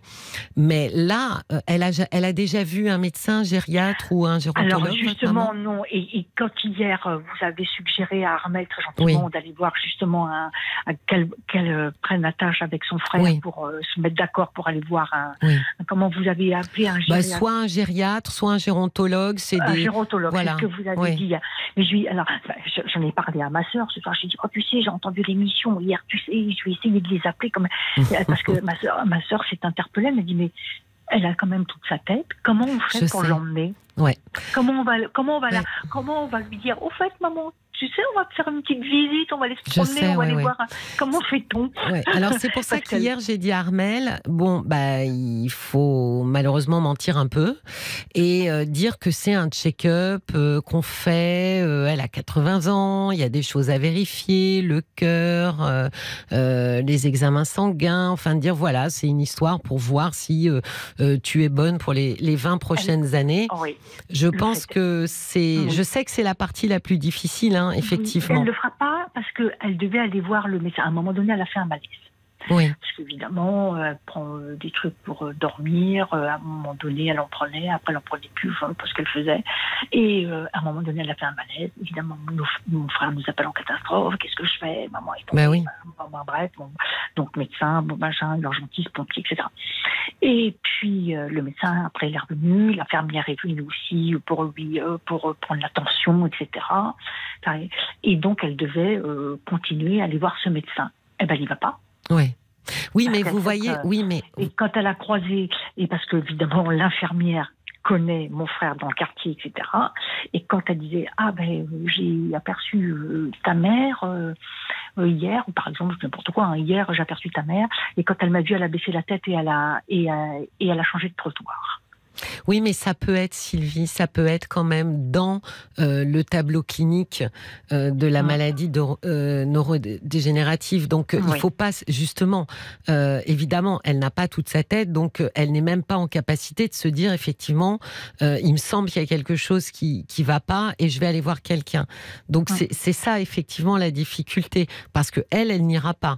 Donc, je pensais aussi que si vraiment c'est impossible de l'emmener, de l'accompagner pour un check-up, pourquoi pas vous prendre un rendez-vous avec un gérontologue et lui expliquer finalement ces signes-là et de lui demander conseil, parce que vraiment ils ont, bah oui, parce que eux ont l'habitude finalement de fonctionner avec des gens qui ont ces troubles cognitifs-là. Et de dire, voilà, comment est-ce qu'on fonctionne avec une dame qui a une dégénérescence neurologique? Comment on fait quand elle insulte, quand elle raconte un mensonge, quand elle met en porte-à-faux les gens? Comment est-ce que nous, on doit réagir? Parce que c'est très compliqué. Bien sûr, bien sûr. La dernière fois, donc, elle ne veut pas descendre, donc elle ne veut pas sortir. Oui. Alors, elle donne sa carte bleue à mon frère. Elle lui dit, tiens, il faudrait aller chercher de l'argent au distributeur, parce que, évidemment, il faut aussi qu'elle paye la femme de ménage, tout ça. Oui. Mon frère dit, d'accord, donc, toc, il fait le code, toc, toc, il lui prend. Et puis, donc, il lui ramène le ticket. Et puis après, mon frère est un voleur. Oui, voilà. Mon frère lui a vidé son compte en banque, voilà, etc. Ou la dernière fois, elle a vu son relevé de compte, et puis, je sais pas, il y avait fleuriste, je sais plus la somme, il devait y avoir, je vais dire n'importe quoi, 200 € de fleuriste. Oui. Oui, c'est ton frère, vous l'avez dit ça là, elle avait dit ça à la femme de ménage, c'est lui, il est parti chez la fleuriste acheter des fleurs, parce que notre marraine était décédée. Oui. Et ma marraine et ma mère ne s'entendaient absolument pas, c'était les deux femmes ennemies. Oui. Il est parti à l'enterrement de cette connasse, il a pris de l'argent pour aller lui acheter des fleurs, etc. Alors la femme de ménage lui dit mais non, elle lui dit mais non madame, c'est pas ça, rappelez-vous, c'est le fleuriste qui est venu faire la terrasse, qui vous a remis toutes les fleurs, qui les a arrosées, qui vous a... Ah bon, c'est ça, mais non, je suis sûre que c'est pas ça. Voilà. Non, mais là, ça me paraît vraiment flagrant, hein, Sylvie. Vraiment flagrant. Alors, je pense que si elle ne veut pas, c'est...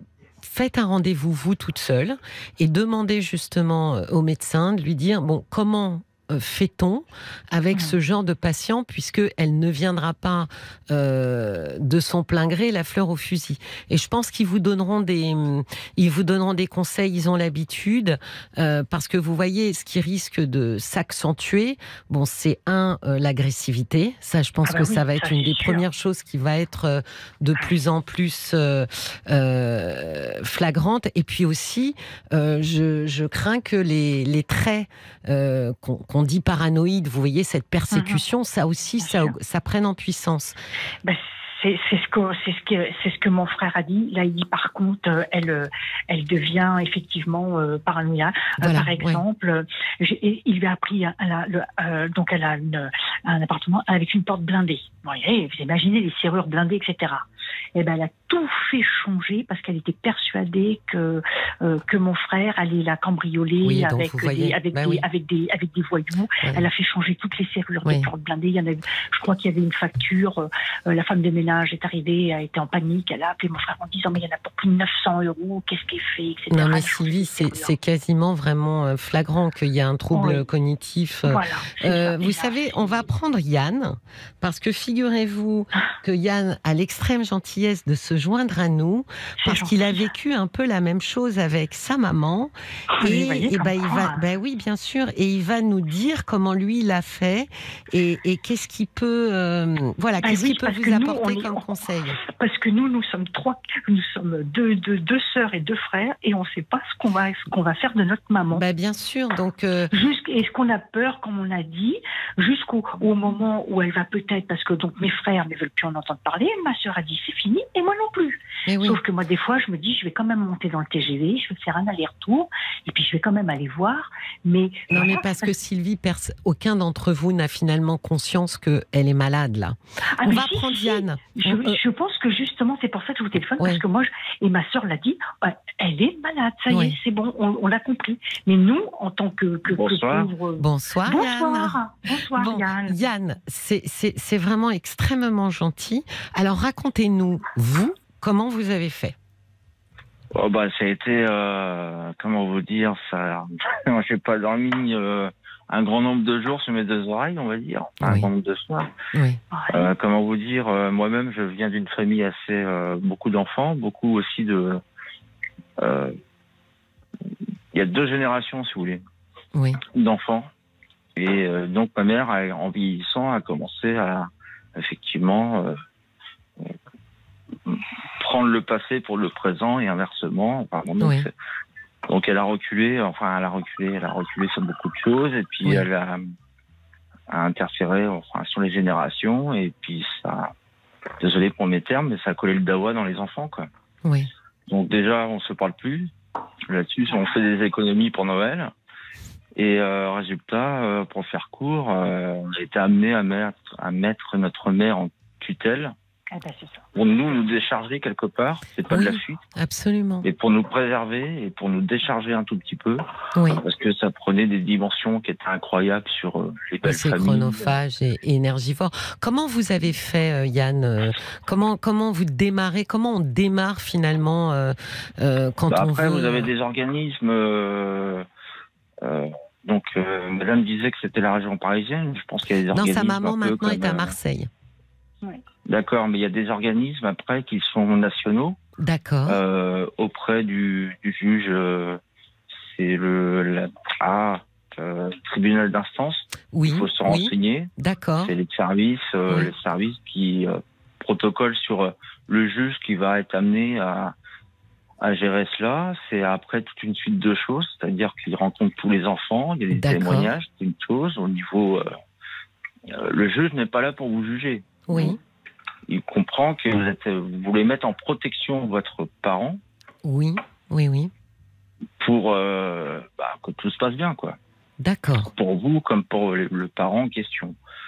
Après, il y a un protocole aussi médical où c'est un médecin qui est référencé de par la justice. Oui. Pour venir et pour estimer au niveau neurologique et physique. Oui. Le cas. Oui. C'est peut-être pas le mot, mais bon, bref. Oui, les capacités de la personne, oui. Voilà, et après, ça suit, c'est la tutelle qui gère. Donc après, une personne est désignée. Après, vous avez un témoin, vous avez un jalon supplémentaire, vous n'avez pas la confrontation directe avec votre mère ou père. Ouais. Parce que moi, j'ai dû gérer à un moment une petite fille, quoi. Oui. Et une petite fille capricieuse, qui était ma mère. Absolument. Donc vous comprenez qu'au niveau... quelque part physique, enfin, moi-même physique ou psychique, je me suis senti partir, quoi. Oui, émotionnellement, c'est trop lourd. Effectivement, il y a quelqu'un... personne peut vous... Pardon, excusez-moi. Non, allez-y, Yann. Et personne vous apprend à faire comme ça. Oui. Et vous apprenez, comme la vie, vous apprenez à vos dépens parfois, quoi. Oui. Non, c'est bien. Effectivement, il y a une personne, finalement, qui fait le relais entre votre maman et vous. C'est ça. Oui. Je pense que ça, c'est vraiment une bonne idée, Sylvie, déjà, parce que je pense que tous les quatre, vous n'en pouvez plus. Ah il y en a un qui a lâché il y a des années. Elle avait dit, moi, je ne veux même plus en entendre parler, parce que c'est même pas... Oui, parce que quelque part, là où c'est insidieux, c'est que vous vous culpabilisez parce que vous n'arrivez pas à gérer un problème. Oui. Que elle-même, la personne est en train de créer, que elle-même n'a pas non plus les capacités de gérer. Alors justement, à la différence, c'est que nous, on culpabilise, mais alors absolument pas. Mais alors pas du tout. C'est une bonne chose. Oui, mais vous vous inquiétez quand même, Sylvie. C'est une bonne chose, mais vous verrez peut-être avec le temps. Effectivement, je culpabilise pas du tout parce que parce que j'ai comme on a fait notre devoir. Elle a demandé, vous voulez, on a fait ce qu'il fallait faire. Oui. Après, elle nous dit qu'on est voilà, elle nous insulte, etc. Une fois qu'elle s'est bien servie de nous, elle nous a jeté. Elle a fait le vide. Moi, on culpabilise pas. Sauf qu'effectivement, c'est notre sujet quand même premier, d'une préoccupation quand même. Oui. Mais on donc, quelque part, vous voulez pas l'admettre. Et madame, vous voulez pas l'admettre. Excusez-moi, j'ai oublié votre prénom. Vous voulez pas l'admettre. Mais quelque part, vous culpabilisez que tout le monde. Ainsi, enfin, non, mais pas de toute façon, mais ça vous travaille tout de même. C'est pas de la culpabilité, c'est surtout que c'est un sujet de préoccupation. Oui, voilà, c'est ça. Parce que on sait qu'elle est à la maison. Encore ce soir, avec ma sœur, on se téléphone tous les soirs. Avec mes frères, on se téléphone tous les soirs, etc. Mais on se dit alors, t'as des nouvelles? Elle t'a appelé? Non, tranquille. Oui, non, mais Sylvie, de toute façon, quand on est comme ça, inquiet en permanence, parce que c'est quand même une dame qui a 81 ans, donc effectivement, sur ce qu'elle va faire, pas faire, et puis comme elle a décroché quand même de la réalité, ce qui peut être effectivement inquiétant, je trouve que c'est une bonne chose. Alors ça se décide pas en un jour, il faut effectivement accepter. Il faut déjà lancer la démarche. Oui. Il faut lancer déjà il faut le vouloir déjà pour faire ça. Oui, mais Yann, il faut accepter. Je veux se décharger, si vous voulez. Beaucoup de choses, mais effectivement, je me posais la question à quel moment on va être crédible. Voilà, c'était de savoir à quel moment on va être crédible, mais je pense que d'aller voir un médecin, faire moi la démarche d'aller voir un médecin expliquer ce cas-là, déjà, et de savoir comment, voilà, parce que nous en plus, ce qui s'aggrave, c'est qu'on a l'alcool là-dessus. Hein, ça, c'est quand même un vecteur important, oui. On va remercier Yann. On va remercier Yann. Oui, merci de m'avoir reçu. Non, Yann, c'est nous qui vous remercions d'être venu nous amener votre éclairage. Merci beaucoup. Bien à vous. Merci, bonne soirée, Yann. Donc c'est vrai que nous, on a le vecteur supplémentaire, c'est que en plus, on a l'alcool. Mais depuis quand Depuis, je crois que je vais vous dire depuis toujours. D'accord. Non, voilà. Je vous dis depuis quand, parce que c'est un facteur aggravant sur les maladies. Alors moi, je dis vecteur, mais c'est un facteur. Et effectivement, on a ça en plus. Oui. Donc, si vous voulez, on a la cigarette, l'alcool, et effectivement, maintenant, cette instabilité qui est vraiment là, qui est flagrante. Oui. Autant avant on disait elle est méchante, mais là elle raconte vraiment n'importe quoi. Et elle se fait sa vie et elle y croit. Et je suis sûre qu'elle est persuadée de ce qu'elle dit et que ce qu'elle dit, voilà. Oui, il y a de fortes chances effectivement qu'elle en soit totalement persuadée, mais vous voyez bien à un moment donné quand quelqu'un est délirant, il y a quand même quelque chose chez nous alors on ouvre des grands yeux et on n'arrive pas à comprendre quoi. On se dit là il y a quelque chose qui m'échappe. Donc c'est déjà un signe, mais l'alcool est aussi un facteur aggravant sur la dégénérescence neurologique. C'est qu'on sait que les gens qui ont beaucoup bu sont aussi des gens qui favoriseront plus des troubles cognitifs à un âge avancé que d'autres. Donc franchement, ça vaut... Je pense que l'éclairage que vous auriez par un professionnel, même seul, Sylvie, vous expliquant ce que c'est. Alors évidemment, il ne pourra pas définir de quelle maladie s'il ne la voit pas et s'il ne fait pas des examens. Mais déjà, de manière assez globale, pouvoir vous expliquer comment est-ce que comment est-ce qu'il faut fonctionner avec ces gens-là ou à quel moment il faut arrêter de fonctionner avec ces gens-là. Et je pense que l'idée de Yann sera à un moment donné va devenir évidente. Mais je pense qu'il faut juste aussi ça prend du temps d'accepter ça, d'accepter qu'il y a quelqu'un qui finalement est nécessaire entre moi et mon parent. Alors nécessaire pour elle et nécessaire pour moi. Parce que c'est pas évident de lancer cette démarche, parce que comme le dit Yann, vous allez être entendu par un juge. Par des médecins ou un médecin.